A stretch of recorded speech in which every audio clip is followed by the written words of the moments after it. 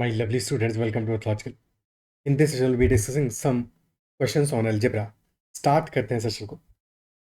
And if you've not already subscribed to the channel, then make sure to subscribe to the channel as well as press the bell icon. And you can also join Telegram or WhatsApp channel Mathological and can message me on Telegram at ADITYAKT. So first question of this session. Simple question. Pause the video and try to solve it. A real valued function is defined such that 2 times f of x plus 1 is equal to f of x plus f of x plus 2. And also given that f of 5 is equal to 11, f of 9 is equal to 23, so what will be value of f of 24? Okay, property given हमें क्या है 2 times f of x plus 1, this is equal to f of x plus f of x plus 2. Or we can also write this as f of x plus 1, this is equal to f of x plus f of x plus 2, and this divided by 2. So can you observe this? That basically f of x plus 1 is average of fx and fx plus 2. और हुआ क्या fx आया, then subsequent term will be f of x plus 1, then subsequent term will be f of x plus 2. So term in the middle is average of the neighboring terms, isn't it so? फिर भी समझ में नहीं आए, कभी भी अगर doubt हो फंक्शन के किसी भी क्वेश्चन में, सो वैल्यूज रख, ठीक है, वैल्यूज रख के देखते हैं. So let us assume that f of 0, assumption ले रहे हैं अगेन क्वेश्चन को समझने के लिए. तो f of 0 is equal to 1 and f of 2, या फिर f1 से स्टार्ट करते हैं, ठीक है, f1 से स्टार्ट करते हैं. तो if f of 1 is equal to 1 and f of 3, because हमें f of x plus 1 will be average of fx and f of x plus 2. तो पैटर्न देखने के लिए fx we have assumed, f of 1 we have assumed as equal to 1, तो f of 3 let us say is equal to 5. Now put these values here. So if x is equal to 1, for x equal to 1, we can say that f of 2 will be equal to f1 plus f3 divided by 2. f1 और f3 हमने इसीलिए assume कर लिया, तो f2 will be equal to average of these two. So f1 is equal to 1, f2 will be average of f1 and f3, यानी कि 1 plus 5 by 2 that is equal to 3. Similarly f3 will be average of f2 and f4, और अगर f3 हमारा 5 है तो f2 plus f4 का सम क्या आ जाएगा 5 into 10, यानी कि f4 will be 7. क्या पैटर्न रियलाइज कर पा रहे हो, 1 then 3 then 5 then 7. This is clear in arithmetic progression. एक और एग्जांपल देखना है, तो f4 हमारा एवरेज होगा फॉर f3 एंड f5, तो f4 into 2 14 will be f3 plus f5, तो f5 will be equal to 9. तो 1 3 5 7 9, clearly this is forming an AP, arithmetic progression. Okay, and for that arithmetic progression में f5 का value given है, f9 का value given है, f24 निकालना है. This is same as the question कि t5 given है, हमें टर्म नंबर 5 गिवन है for an AP, term number 9 given है फॉर एन एपी, और हमें टर्म नंबर 24 निकालना हो. सेम क्वेश्चन हो गया, ठीक है. तो if f5 is equal to 11, f9 is equal to 23, तो what will be f24? That is the question. तो बिटवीन f5 एंड f9 कितने टर्म्स होंगे? 3 more terms, f6 f7 and f8. From f5 to f9, since this is a clearly IAP, so there is a jump of 4 terms, so plus 4 times common difference, and 4 times the common difference is equal to 23 minus 7, that is equal to 12. So common difference comes out to be equal to 3. D comes out to be equal to 3. From f5 to f24, f9 to f24, there is a jump of 15 terms. We will add 15 times common difference, which will be 15 into 3, and 45. So 23 plus 45, f24 will be equal to 68. 68 हमारा answer हो जाएगा for f24. Okay, क्या appreciate कर पा रहे हो? तो simple सा क्वेश्चन था. ओके, नेक्स्ट क्वेश्चन लेते हैं.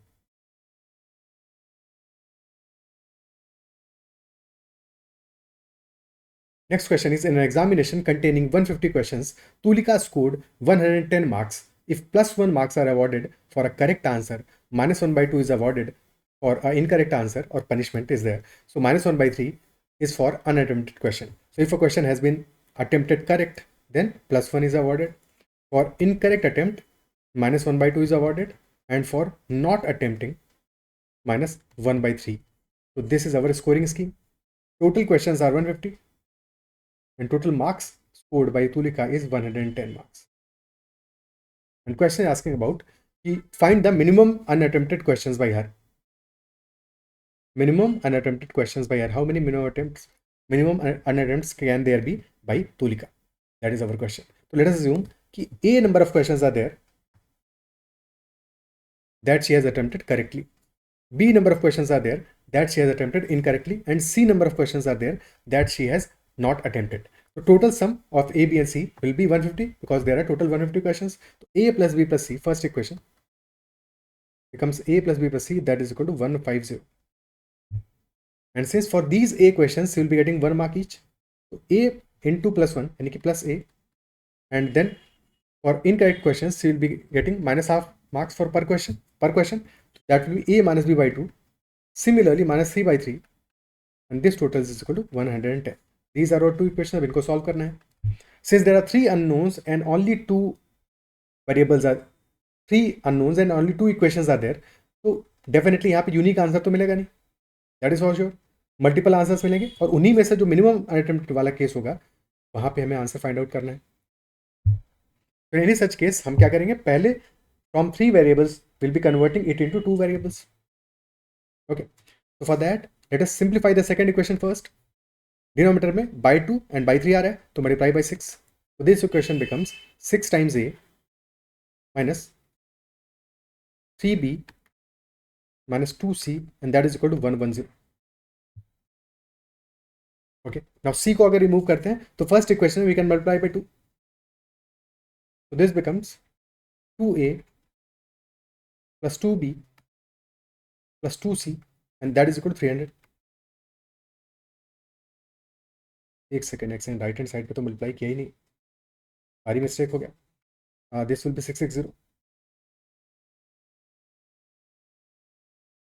Now if we add these two equations, so c वाला part will get cancelled out. Minus 2c plus 2c, 8a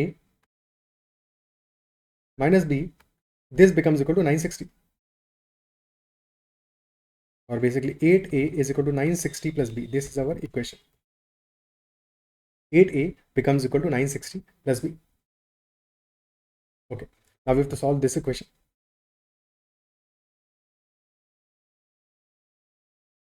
8a is equal to 960 plus b.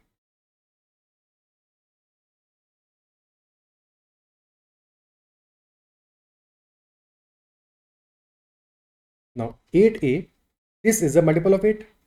960, this is also a multiple of 8. So can we conclude that b should also be a multiple of 8? अगर 8 हमारा 8 का multiple है, 960 is also divisible by 8, तो b will also be a multiple of 8. Isn't it so? Clear है? अब 8a equal to 960 plus b है. First case क्या ले सकते हैं? We can take b as equal to 0. That none of the attempted questions were incorrect. All were either correct or she did not attempt the question. If 8 is equal to 960, so in that case a will be equal to 960 by 8. यानी कि a will be equal to 120. a comes out to be equal to 120. First case आ गया मेरा. When she attempted 120 questions and did not attempt 30 questions. a is equal to 120, b is equal to 0 and c is equal to 30. That is our first case. ठीक है, c को parallel में लिख लेते हैं. c comes out to be equal to 30. Second case क्या होगा? Second case में b can be equal to 8. And if b becomes equal to 8, a will increase by 1. Because 8 into 120 will be 968. 960 plus 8. So 121 will be value of a. यानी कि attempted questions will increase by 1. b is also increasing by 8. Number of wrong questions are also increasing by 8. तो 1 plus 8 9 से यहाँ पे increase किया तो c decrease करेगा 9 से. तो c will be 21. जैसे ही सेकंड सॉल्यूशन मिल गया हमें पैटर्न दिख गया. अब next value of c will be 21 minus 9 यानी कि that will be 12. And same यहाँ पे 120 से 122 हो जाएगा and 8 will become 16. This is our third case. Next case में c will be decreasing by 9 again. तो 12 minus 9, this will be 3. This will be 123 and this will be 24. ठीक है, पहले दो सॉल्यूशंस मिलते ही we verified the pattern and then we can increase the values. Next value will be 124. Then this will be minus 6 and this will be 32. But क्या ये possible है? नहीं possible होगा because number of unattempted questions cannot be negative. They have to be positive for sure. So these are all the possible cases. Total 4 possible cases are there. And in the last possible case, number of unattempted questions are equal to 3, which is minimum value. So answer will be equal to 3 in this case. Total solutions are equal to 4. क्या ये appreciate कर पा रहे हो? Is that part clear? ठीक है, but still this question is taking some time, और इसको और इजीली सिंप्लीफाई करके सॉल्व कर सकते थे. कैसे कर सकते हैं उसको भी देखते हैं. देखो, इस क्वेश्चन में हमें कुछ चीज़ें गिवन है ऑलरेडी, जिनको हम यूज़ कर सकते हैं और अपनी इक्वेशन को और भी ईजी बना सकते हैं. ठीक है, फॉर एग्जाम्पल हमें गिवन है कि टोटल 150 क्वेश्चन है, वो तो पता ही है, but additionally Tulika has scored 110 marks. So we know for sure that Tulika must have attempted at least 110 questions for sure. अभी तो 110 मार्क्स आएगा, isn't it so? तो तुलिका must have attempted, यानी कि A in this case this will definitely be greater than or equal to 110. This we can say for sure. ठीक है, so if A plus B plus C this is equal to 150, so instead we know that capital A is greater than or equal to 110. So we can assume that capital A is equal to small a plus 110. अभी तुम्हें समझाने के लिए बता रहा हूँ, तुम सीधे सीधे स्मॉल ए ही लिखोगे. ठीक है, कि we know for sure that out of these 150 questions 110 are for sure correct. So our concern is about remaining 40 questions, 40 remaining questions that we have to see. 110 questions are definitely correct, isn't it so? तो for remaining 40 we are concerned about. ठीक है, so जैसे ही replace करोगे, so basically for these 40 questions, small a is number of corrected ones, capital B is number of ones that are incorrect, and capital C is number of ones that are not attempted. तो equation becomes a plus B plus C is equal to 40. पहले ही simple हो गया.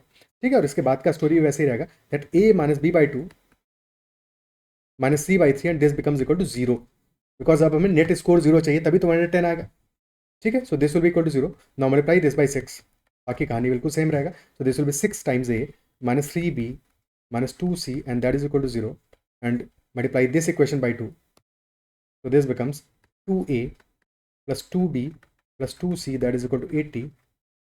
Now these two gets cancelled out. So 8 times a minus b that is equal to 80. और इसके बाद की कहानी समझते ही हो that 8 times a will be 80 plus b, and since 8 is a multiple of 8, b 80 is a multiple of 8, so b will also be a multiple of 8.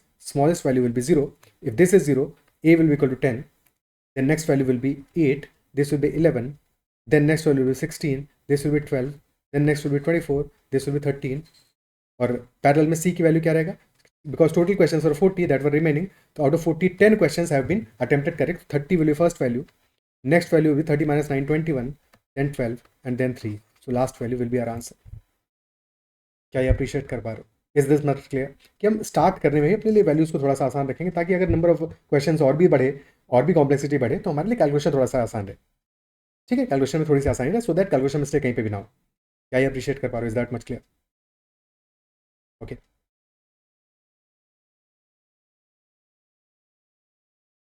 ठीक है. और अगर ये बात समझ रहे हो, प्रॉपरली समझ रहे हो, तो हमने ये तो आइडेंटिफाई कर लिया कि out of 150 questions 110 questions have definitely be attempted correct, and our concern is only about remaining 40 questions. Isn't it so? Our concern is only about remaining 40 questions. So think about it. There are A questions that have been attempted correct, B incorrect, and C did not attempt. For A questions, she will be getting +1. For B, -1 by 2. For C, -1 by 3. 110 को किनारे रख लिया. Only 40 questions are our concern. Okay, only 40 questions are our concern. Now focus on this. We have to find out minimum unattempted questions. Okay. So if we start with C, can we take C is equal to 0? Because if C is equal to 0, because हमें net score क्या चाहिए? अब हमें net score चाहिए 0, because 110 questions have already been attempted correct by Tulika. So now Tulika का अब target क्या है कि वो जितने भी क्वेश्चन अटेम्प्ट करेगी, सब में जो उसका नेट टोटल है that should be equal to 0.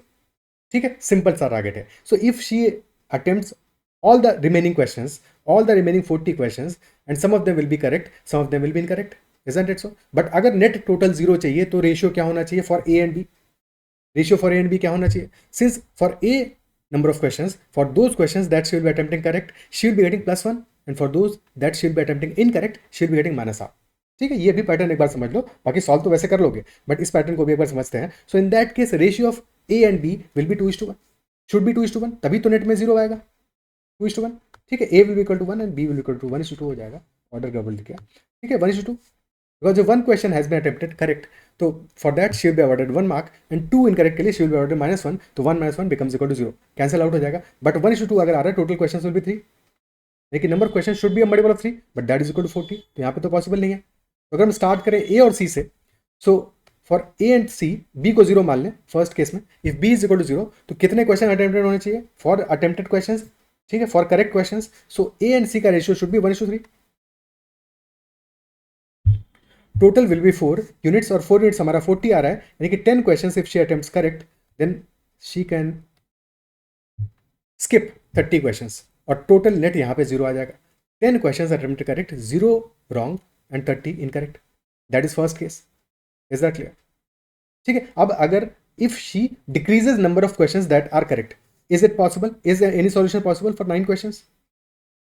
If she attempted 9 questions correct, तो क्या पॉसिबल है यहाँ पे? क्योंकि हमें 9 को कैंसिल आउट करना है तो -9 चाहिए होगा, बट क्या ये पॉसिबल है? नाउ 31 क्वेश्चंस आर देयर, तो even if all 31 are, minimum possible score क्या बन सकता है वहां पे? If all 31 questions are skipped, so then the score will be -31/3, यानी कि निगेटिव हो जाएगा। सो 9 तो पॉसिबल नहीं है। 10 से हम डिक्रीज नहीं कर सकते, इंक्रीज कर सकते हैं, तो next value can be 11। Okay, next value can be 11।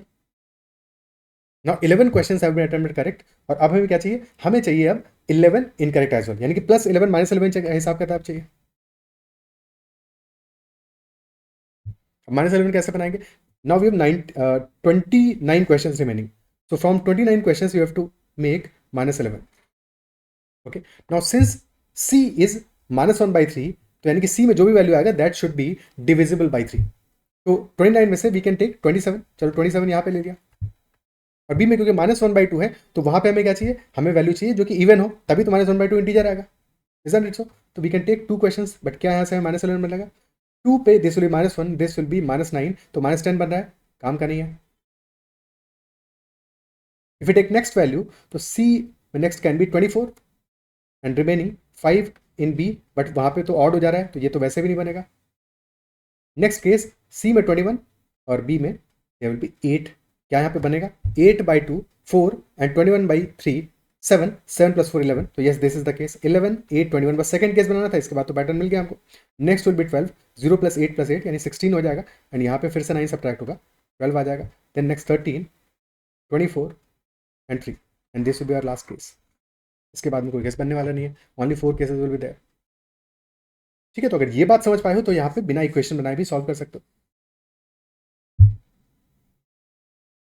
Okay, clear? बाकी इक्वेशन बना के सॉल्व तो हो ही जाएगा, but for some other questions this will be helpful. ये टेक्निक भी समझ में आना चाहिए। ओके, ठीक है, चलो नेक्स्ट क्वेश्चन लेते हैं। Next one is, in how many veg can you पे अ restaurant bill of rupees 147 using rupees 1, rupees 10 and rupees 50 notes, given that you have 100 notes of each type? तुम्हारे पास टोटल 100 नोट्स है हर एक type के, and you have to पे अ bill of rupees 147। तो in how many ways that bill can be paid if you have rupees 1 notes, rupees 10 notes and rupees 50 notes? Either you will be paying rupees 1 notes, some rupees 1 notes, some rupees 10 notes and some rupees 50 notes. Okay, जब भी कभी ऐसा question आए, ठीक है, ऐसा कोई भी केस आए, तो वहां पे always start with highest value, because highest value will be having minimum number of cases. Otherwise हम एज्यूम करते हैं अगर कि let us say A notes are there for rupees 1, B notes are there for rupees 10 and C notes are there for rupees 50, तो equation will be that A plus 10b, total amount कितना होगा? a + 10b + 50c, and this will be equal to 147। But now c can take very limited values, या तो c का value 0 होगा लेकिन know notes of rupees 50, या फिर c का वैल्यू 1 होगा, 1 नोट ऑफ रुपीज 50, और c can take value equal to 2। क्या 3 ले सकता है? 3 नहीं लेगा, because if there are 3 notes of 50 total 150 हो जाएगा। 3 is not possible, only 3 cases are possible, इधर c इज इक्वल टू 0 और c इज इक्वल टू 1 और c इज इक्वल टू 2। तो फर्स्ट केस लेते हैं when c is equal to 0। So if c becomes equal to 0, तो equation हमारा क्या हो जाएगा? 50c will be 0 in that case. ठीक है, if c is 0 50c will be 0, तो a plus 10b will be equal to 147। our equation becomes a plus 10b that is equal to 147। okay, now focus on b, क्योंकि अब b limiting factor है हमारे लिए, c तो remove हो गया, तो b के लिए मैक्सिमम वैल्यू हम कितना ले सकते हैं, मिनिमम कितना ले सकते हैं? Minimum possible can be equal to 0, maximum possible can be equal to 14, तो maximum value we can take 14। If b is equal to 14 यानी 14 नोट्स और रुपीज 10 आर देयर, तो टोटल अमाउंट हो गया 140। b से हमें मिलेगा रुपीज 10 के नोट से मिला 140, remaining 7 value from a, 7 notes of 1 rupee and 14 notes of 10 rupees. ठीक है, फर्स्ट सॉल्यूशन मिल गया। अब सेकंड सॉल्यूशन के लिए ऑलवेज फोकस ऑन कोफिशिएंट्स। ठीक है. So this coefficient of B is 10, तो A will be increasing with 10. So next value will be 17 and A का coefficient is 1, so B will be decreasing with 1. So 14 minus 1 13, यानी कि next value will be 17 and 30. 30 nodes of B 130 plus 17. Then next value will be 27 and 12 nodes of B and so on.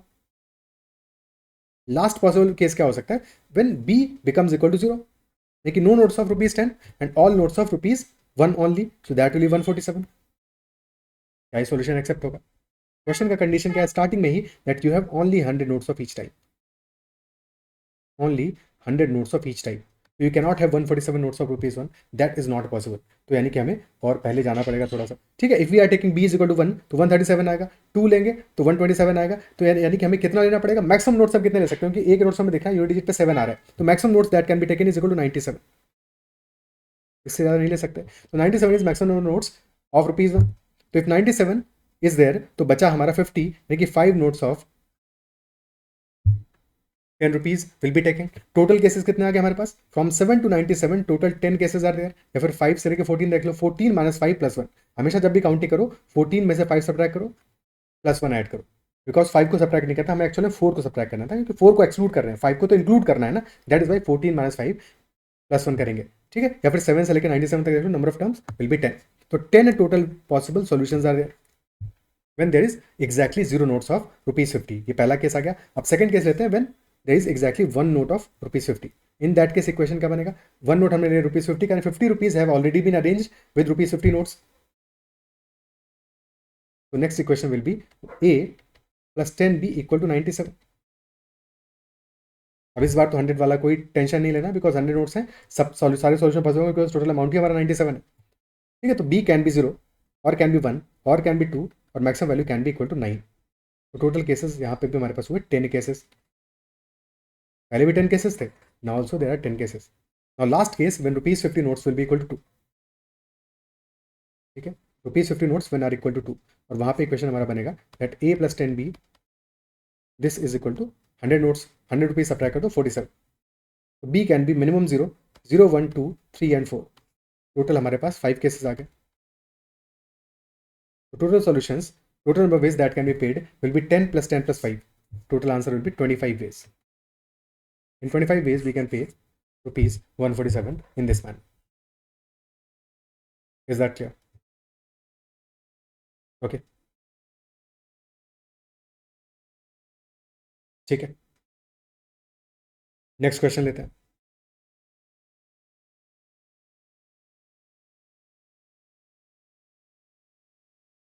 ये थोड़ा सा modify कर देते तुम्हारे लिए. Late us से यहाँ पे इंस्टेड होता rupees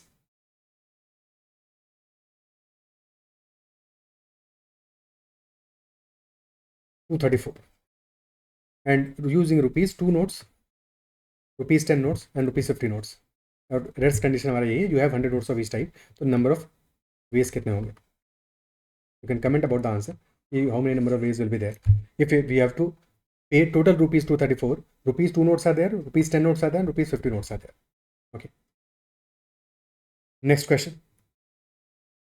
Find the sum of all the possible values of P such that mod of x plus P plus mod of x minus 9 that is equal to 6 has infinitely many solutions. Mod of x plus P plus mod of x minus 9 and that is equal to 6 has infinitely many solutions. Okay, पहले simple सा mod में एक दो बातें समझ लेते हैं. Let us say we've been given mod of x minus 5 and this is equal to 2. ठीक है, so when modulus is given, तो क्लियरली मॉड्यूलस का डेफिनेशन क्या होता है, mod of x this is equal to x if x is a positive value और x equal to 0. When x is a negative value this will be equal to minus x, क्योंकि modulus will always be opening with a positive sign.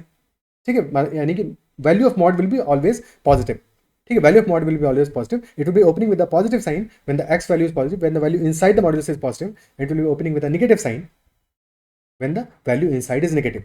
तो as in second case when x is negative it is opening with a negative sign. ठीक है, but modulus का value हमेशा positive रहेगा. Is that clear? तो यहाँ पे क्या हो रहा है, मॉड ऑफ एक्स माइनस 5 हम ले रहे हैं. अब अगर एक्स हमारा 5 से बड़ा होगा, for example if x is equal to 6, तो x minus 5 will be equal to 6 minus 5 that is equal to 1, positive रहेगा. तो this will be opening with the positive sign, यानी कि if x is greater than equal to 5 तो x minus 5 will be, in that case x minus 5 will be greater than equal to 0. In that case, this will be opening, mod will be opening with a positive sign, यानी x minus 5 this will be equal to 2. Second case क्या होगा हमारा, when x is less than 5. अगर x less than 5, x minus 5 हमारा less than 0 होगा. If x minus 5 is less than 0, then mod will be opening with a negative sign, यानी कि minus of x minus 5, this will be equal to 2. तो दोनों cases में हमें एक solution मिल जाएगा, that x is equal to 7, और यहाँ पे हमें सॉल्यूशन मिलेगा minus x plus 5 is equal to 2, यानी कि minus is equal to 2 minus 5, तो minus x is equal to minus 3, तो x इज इक्वल टू 3 मिल गया. इधर x इज इक्वल टू 3 और x इज इक्वल टू 7, दो केसेस मिले हमें. बट ये तो हो गया अप्रोच जब हम मॉड्यूलस को कन्वेंशनली सॉल्व कर रहे हैं. But better approach always is to understand modulus as a distance. ठीक है, consider that modulus is basically x is a value that is at a distance of 2 from point on number line that is equal to 5. ठीक है, तो x 5 से 2 की distance पे एक point है. नंबर लाइन ड्रॉ करते हैं. तो 5 is on number line and 5 से 2 की डिस्टेंस पे हमें x मिल रहा है. तो x can be on the right words, x can be more than 5, तो 5 प्लस 2, दिस कैन बी 7, और it can be less than 5, तो 5 माइनस 2, लेकिन this can be 3. There will be 2 solutions 3 and 7, और simply मिल गया, हमें कुछ भी नहीं करना पड़ा इस केस में. बट ये तो इजी केस था. ठीक है, एक और एग्जांपल लेते हैं. लेट अस से हमने लिया कि mod of x minus 2 plus mod of x minus 6, and this is equal to 3. Again, this is the distance of x from 2 and this is here distance of x from 6. क्योंकि हम distance ले रहे हैं तो distance हमेशा absolute होगा, यानी positive होगा. ठीक है, तो यहाँ पे मॉड का टेंशन लेना ही नहीं है.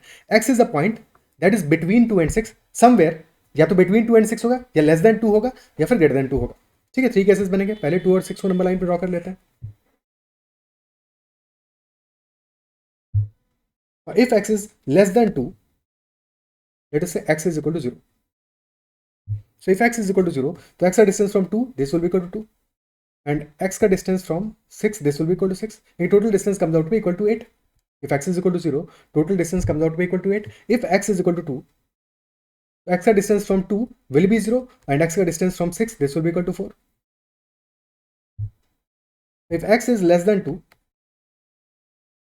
in that case, if this total modulus ka sum is equal to s, in that case s will always be greater than 4. This will always be greater than 4. Isn't it so? क्योंकि 2 distance हमारा minimum can be 0, almost 0, but 6 से distance तो हमेशा ही 4 आएगा ना, if x is less than 2. Similarly, if x is greater than 6, तो तब भी यही same story रहेगा. Even then, if x is a point, let us say, that is greater than 6, so in that case, distance from 2 will be greater than 4, or distance from 6, this will be at least greater than 0, क्योंकि distance है, positive रहेगा ही, तो even then s will be greater than 4. तो यहाँ पे क्या equal to 3 के लिए कोई सॉल्यूशन मिलेगा? No solution when x is less than 2 and no solution when x is greater than 6. अगर x हमारा between 2 and 6 हुआ तब, if x is between 2 and 6, तो x का distance from 2 will be this length and x का distance from 6 will be this length, total length will be equal to 4. Like even in this case, when x is between 2 and 4, 2 and 6, sorry, between 2 and 6, so in that case, mod of x minus 2 plus mod of x minus 6, this is equal to 4. तो इस case में हमारा when mod of x minus 2 plus mod of x minus 6, that is equal to 3, no solution होगा, कोई भी solution मिलेगा ही नहीं. But focus on this equation, that mod of x minus 2 plus mod of x minus 6, that is equal to 4. ये हमारा लाई कर रहा है when x is between 2 and 6. So when x is between 2 and 6, तुम x को किसी भी point पे चूज करो, whether x is at 2 or 2.5 or 3 or 3.5 or any value between 2 and 6, this equation always holds true. Always holds true. So basically, we will be having infinitely many solutions for this equation. Isn't it so? This equation is having no solutions. This equation will be having infinitely many solutions. Okay. अगर हमने instead equal to 5 लिया होता कि mod of x minus 2 plus mod of x minus 6, this is equal to 5, तब भी हमें दो solutions मिलते हैं, बट इनफाइनटली मैनी सॉल्यूशंस नहीं मिलते. If this is equal to 5, अब चाहो तो ओपन करके देख सकते हो, अदरवाइज हमें टोटल डिस्टेंस कितना चाहिए? 5 चाहिए. तो if we take a point that is greater than 6, because इस रीजन में मिल सकता है, इस रीजन में मिल सकता है. If x is greater than 6, so if we take, let us say, this is the point, this is our solution x1. ठीक है, तो x1 का distance from 2 will be 4 plus this distance, तो x1 का distance from 2 will be 4 plus x1 minus 6 and x1 का distance from 6, this total is equal to 5. So 2 times of x1 minus 6, this comes out to be equal to 1. x1 comes out to be equal to 6.5. Basically हो क्या रहा है कि हमें चाहिए total distance 5. अब 2 से 6 के बीच में कोई पॉइंट होता तो डेफिनेटली डिस्टेंस होता 4, या 6 पे भी 6 भी होता, x इक्वल टू 6 भी होता, तब भी डिस्टेंस होता 4. अब हमें 0.5 ज्यादा ले लेंगे उससे, तो हमें दोनों केसेस में mod of x minus 2 will also increase by 0.5, mod of x minus 6 will also increase by 0.5. So that is why x1 equal to 6.5. Similarly, second solution x2 will be 1.5, 0.5 less than 2. दो cases हमें मिल जाएंगे. तो even in this case will be getting two solutions. Question हमारा क्या कह रहा है, साफ साफ question is saying sum of all the possible values of p such that mod of x plus p plus mod of x minus 9 that is equal to 6 has infinitely many solutions. So it will only be having infinitely many solutions when जिन point से हम distance ले रहे हैं the distance between those points is equal to 6. Basically mod of x plus p, this is equal to 6. तो first case में we are taking distance of x from minus p. And in the second case, we are taking distance from 9.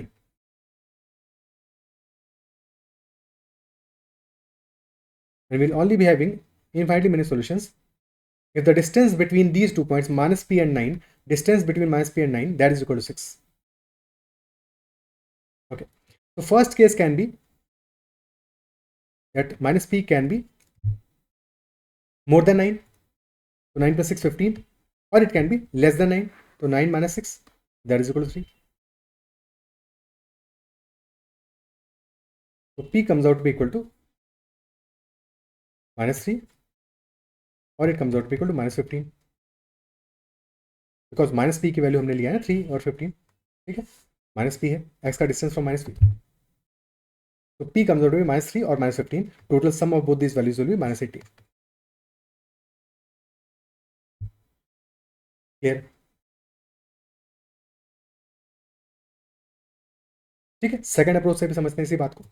Second approach क्या हो सकता है कि देखो हम इन cases में ओपन करेंगे, सारे के सारे केसेस में हमें ओपन करना पड़ेगा मॉड्यूलस को. ओके, तो if we are opening the modules and we need infinitely many solutions, that will only be possible जबकि हमारा x वैल्यूज कैंसिल आउट हो जाए. ठीक है, if let us say both are opening with the positive sign in the first case, this will become x plus p plus x minus 9 and this is equal to 6. यहाँ पे x cancel out तो नहीं हो रहा है, this will B 2x plus p is equal to 15. x will be equal to 15 minus p upon 2. ठीक है, तो इस केस में हमें x का एक यूनिक वैल्यू मिलेगा. Second case could be when both are negative.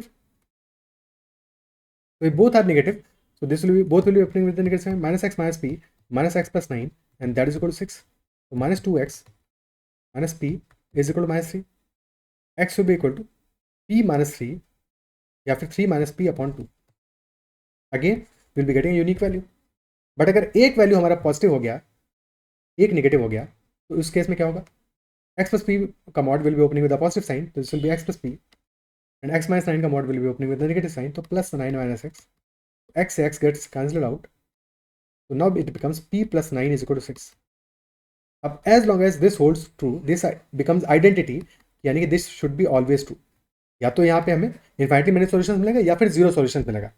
ठीक है, so if p is let us say equal to minus 3, अब तो always true है. This is the identity always true, और always true है तो infinitely many solutions मिलेंगे,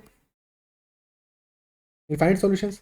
और या फिर p minus 3 के अलावा कुछ भी और वैल्यू हुआ, यहाँ पे कि p plus 9 equal to 6 नहीं आ रहा है, तो डेफिनेटली वहाँ पे फिर हमें जीरो सॉल्यूशंस मिलेगा, बट यूनिक सॉल्यूशन तो नहीं मिलेगा. तो इन this case when one is positive and one is negative, we will definitely be getting infinitely many solutions or zero solutions. Similarly, अगर इसका opposite होता है कि x plus p is negative and x minus 9 is positive, तो वहाँ पे भी same scenario बनेगा, minus x minus p plus x minus 9 that is equal to 6. तो x फिर से कैंसिल आउट हो जाएगा, तो minus p minus 9 is equal to 6, यानी कि p will be equal to minus 15. इस केस में भी either there will be infinitely many solutions, ठीक है, या फिर जीरो सॉल्यूशन मिलेंगे. अगर p माइनस 15 के अलावा कुछ भी और वैल्यू होगा तो फिर वहां पे जीरो सॉल्यूशन हो जाएंगे. अगर p इक्वल माइनस 15 है तो फिर इस केस में इनफाइनाइटली मेनी सॉल्यूशंस मिलेंगे. यानी कि दो ही वैल्यूज हमारी p की पॉसिबल है, p can be equal to minus 3 और minus 15, and both these values will be getting infinitely many solutions for this equation.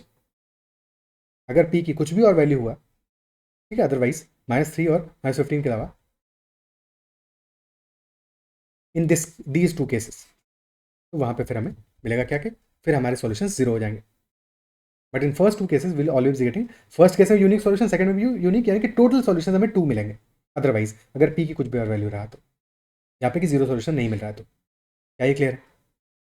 तो यहाँ से भी सॉल्व करके समझ सकते हो कि अगर हमें इनफाइनाइटली मेनी सॉल्यूशन चाहिए तो हमें क्या चाहिए, हमें अल्टीमेटली ये चाहिए कि both mod should be opening with the opposite sign. Otherwise simple फंडा तो यही था हमारा, कि हमने क्या देखा कि अल्टीमेटली p शुड बी, या फिर p should be at a distance of 6 from 9, और तब फिर हमें x की किसी भी वैल्यू के लिए, as long as x is between p and 6, will be getting infinitely many solutions. Is that clear? तो these were all the questions in this session. I believe जो भी क्वेश्चन समझ में आओगे और सेशन पसंद आया होगा। If you have like this session then make sure hit the like button as well. That's all for this session. Next session में मिलते हैं कुछ और क्वेश्चंस के साथ में। Take care and keep running.